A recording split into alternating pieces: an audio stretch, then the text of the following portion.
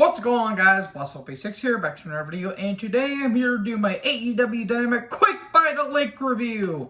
We're from Minneapolis, Minnesota, and, well, that was certainly a hell of a return. This show wasn't bad, but there were some things I kind of questioned being on this show, so let me know in the comment section below what you guys thought about this episode of Dynamite. So we'll get right into the action with Brody King versus Darby Allin in a coffin match. Oh boy, where do I begin with this one? I love both these guys. I think Brody King's a vastly underrated big man. I really do love Darby, even though he's going to die doing the stunts that he's doing. This match was messy. Very, very, very messy. Darby attacks during the entrance, and he attacks Brody with a thumbtacked skateboard. Why? Brody was bleeding immediately. He was bleeding buckets. God, that was very bad. Darby gets, again, tossed like a rag doll. He gets thrown over the announce table. Brody breaks the skateboard. There was Avalanche Code Red to a big pop. And then, Brody goes to splash Darby through a table, but Darby moves out of the way. All of a sudden, the lights are out, and Buddy Matthews, who just came back from an injury, and Aleister Black show up, and Darby goes to run the ropes, but Julia trips him, and cannonball through the table, and then all of a sudden, Sting shows up from the coffin. It takes 5 years to get up, and Buddy Matthews, by the way, was looking at him. He could have easily attacked him, but no, he waited for Sting to show up, Sting to finally get up, and then he gets attacked with the bat, and also Sting has the face paint on because, ooh, he gets sprayed in the eye by the mist, and the mist would change you. And then he attacks Brody. He throws the bat to Black, because I'm bat and Black. Anyways, God, I ruined that pun, but Aleister Black leaves, Sting follows him, and then the coffin has tacks in it, because why wouldn't you? Chain punch, then Darby chokes out King, Brody gets tossed into the coffin, hole in one, says JR, and there you go, Darby wins. Look, we've been seeing these kind of matches all over wrestling for like the past 5 weeks, it feels like, because WWE keeps doing no DQ matches, NXT's been doing no DQ matches, AEW's been doing whatever the hell they've been doing, New Japan, NWA, GCW, all these promotions, Impact, they've all been doing these kind of weaponized stipulations, and it all kind of blends together. Therefore, it's literally the same shit, different day. So anyways, Moxley gets Moxley's backstage. He talks about his world title match, and he talks about the Heart Dungeon because Chris Jericho was the last survivor of the Heart Dungeon. And there you go. And then Jericho's backstage saying he's gonna twist and turn you like a pretzel, and he's gonna win the world title. About that. And then we get a Trios title tournament. Boy, that is certainly a tournament. Then Rush and Andrade. Rush, by the way, being my good buddy Matt on Discord's favorite wrestler. And if you get it, you get it. They took on the Lucha Brothers. Tornado Tag. Oh my God, there was so much going on in this match. I put same shit all at once. Golly.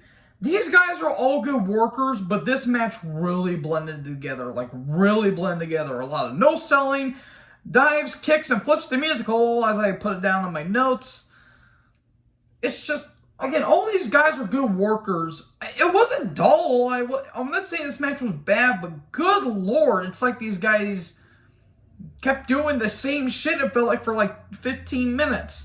There was a destroyer on the apron. Why? And then, not even 10 seconds later, Andrade kind of felt like he no-sold it. Penta's mask is tied up. Not the double knot, says Jericho, because Jericho's starting to take the piss out of this match. I don't blame him. Then Penta unmasked himself to break up the pin. Then Jose attacks Alice. This is when it started to get really messy, really messy. Bull's horns, El Idolo, and there you go. Andrade and Rush win. Okay, cool. And then the Bucks are backstage and Dark Order are there. Bucks are wanting to thank Paige for what happened last week, and this goes on forever. It's like they were trying to fill time, it felt like, because this was painful. Painful. Not because it was a Bucks promo, but it's like, oh my God, just get to the point. Okay, you've been there for us. We want the Elite back. We congratulate you when you won your world title against Omega. Well, they didn't say Omega, but they might as well said Omega. But they want Paige to join them for the Trios Tag Tournament. Well, Paige is like, well, I'm going to be in Dark Order's corner. I'm not going to be wrestling, but I'm going to be in their corner, so I already have my side. Okay, Omega's going to be joining the Bucks anyway, so it's not like it's going to matter. Jungle Boy joins commentary. We got Luchasaurus versus Anthony Henry with JD Drake in his corner. Just squash match. Luchasaurus wins with the Widowmaker, it looked like, so that was kind of interesting. 1, 2, 3. There you go. Luchasaurus wins. Then Christian Cage is on the screen. He really doesn't get. He doesn't really say a whole lot before Jungle Boy literally just runs at him like a bat out of hell, and he goes after Cage, but security stops him. Then Luchasaurus shows up, cleans house, chokeslam him onto a crate. Ouch, that looked like that hurt. And then he headbutts Pat Buck, who's a road agent. Okay, is Luchasaurus going to get suspended? Fine. What's going to happen here?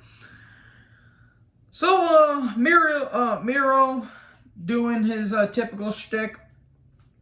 And he says that what Malachi did to me, I've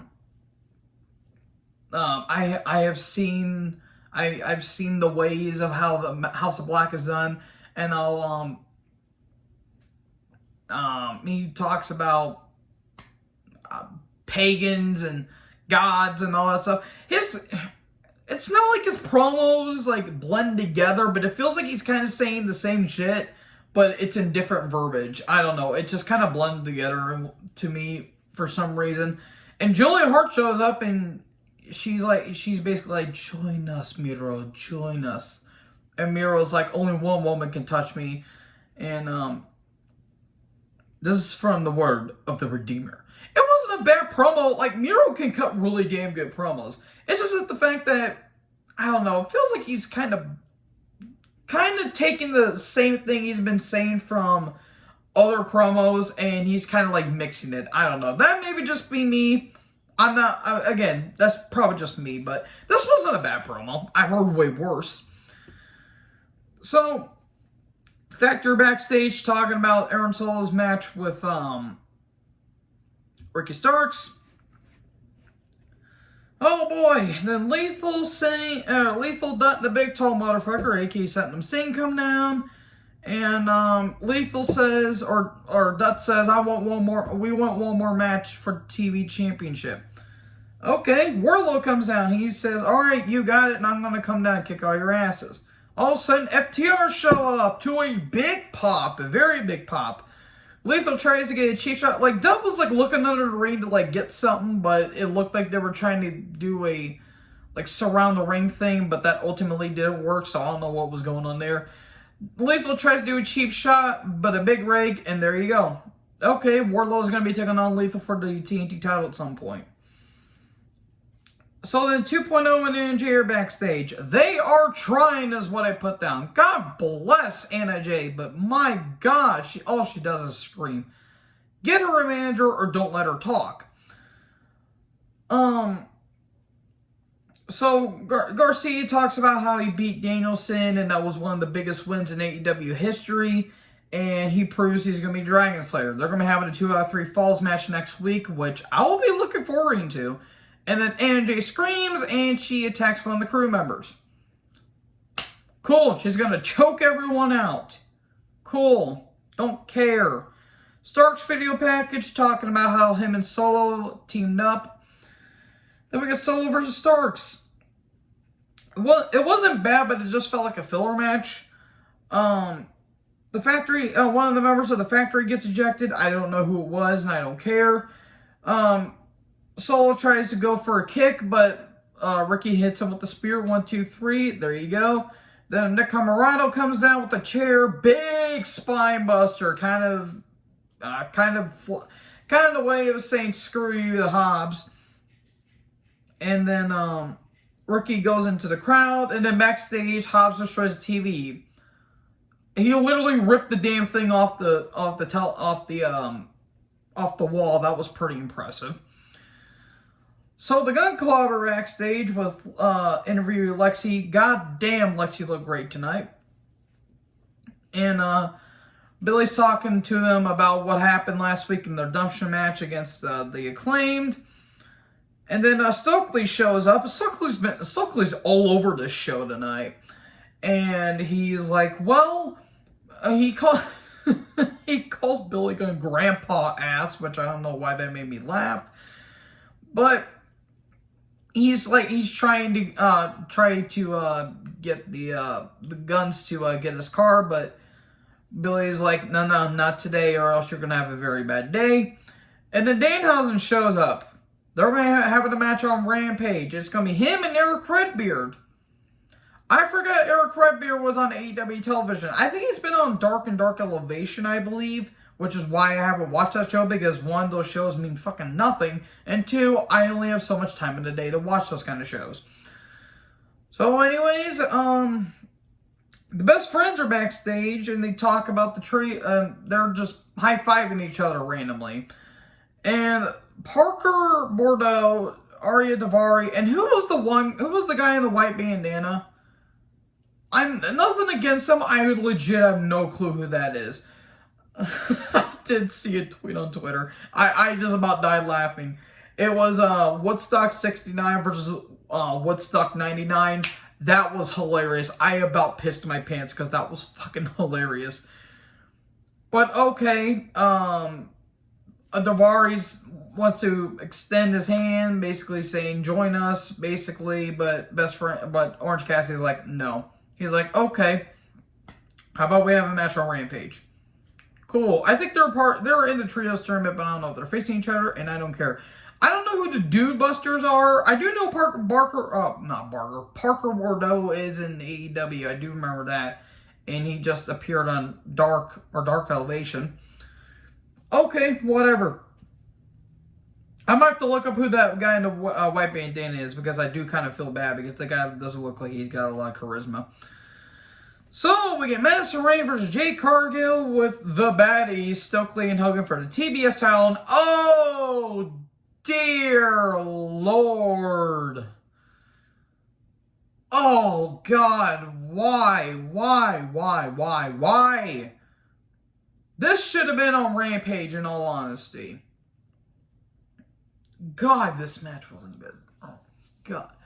Jade tries. I'm telling you, people, she has the look. She's not ready. Seriously. Madison Ray, she's a veteran in her own right, because she's been wrestling for, I think, about 2008, 2009, I think, somewhere around there. So she's been in the ring numerous times, like basically all of her career. This wasn't good. Madison Ray can only do so much, and not a technical wrestler or a wrestling technician in her own right. She can have a very solid match with a few wrestlers, but God, this was not good. Kiera Hogan kept trying to interfere, and Jade blatantly misses her on a kick, but in the end goes for the cross reins, but in the end gets hit with the Jaded, and Jade wins. And then Athena shows up because she dressed up as a baddie, and then she attacks Jade. Okay, the TBS title has meant nothing, honestly. Well, it's meant nothing ever since Jade won it, but God, this wasn't good. God. Speaking of Women's Champion, Thunderstorm are backstage, and apparently Chris Statlander is injured. Man, it's fun. It feels like Chris Statlander can't catch a break. I don't know what the injury is, but if it's not a long injury, I hope her on a speedy recovery. So that means that Toni Storm is now the #1 contender again. And she's like, well, I do have my match on Rampage. She's going to take on Kylan King, or next week, actually. She's going to take on Kylan King. And, okay, there you go. They're going to introduce women's tag team titles, aren't they? Great. So, we get a Rampage and a Dynamite rundown. And then we get Jon Moxley versus Lionheart, Chris Jericho for the interim AEW World title with William Regal on commentary. I'm going to have to dissect this match. When I looked at the match time, I'm like, oh my god, they're going to give this fucking match a half hour. They thankfully didn't. They gave it 25. Jericho can't go more than 10. Why the hell would you think he would go 25? It wasn't god awful, but Jericho was gassed within the first 10 minutes. And when the 15 minute time running came around the corner, Jericho was so gassed. Moxley can only work with so much. Jericho rips out Moxley's earring to a "you sick fuck" chants. Moxley's ear was bleeding. That looked bad. It feels like no matter what part of Moxley's body gets attacked, Moxley's gonna bleed somehow because John can't get out of his own way. I like Moxley, but goddamn, you need to stop doing that, dude. It's really starting to get out of hand. So a line salt by Jericho, but a kick out into an armbar by Moxley. That was actually some pretty good stuff. There was some good stuff to this match, but it dragged near the 20-minute mark. So we get a figure 4 on the post, crossface by Moxley, hide your kids, hide your wives, because Benoit's coming to town. Then we get the walls on Jericho, which took forever. Jericho was slowly putting that thing on, because you could tell Jericho can't fucking go more than 10 minutes. Codebreaker out of midair. Then all of a sudden, Sammy throws a bat from the crowd, but he overshoots it. And referee Aubrey, I love Aubrey. Don't get me wrong.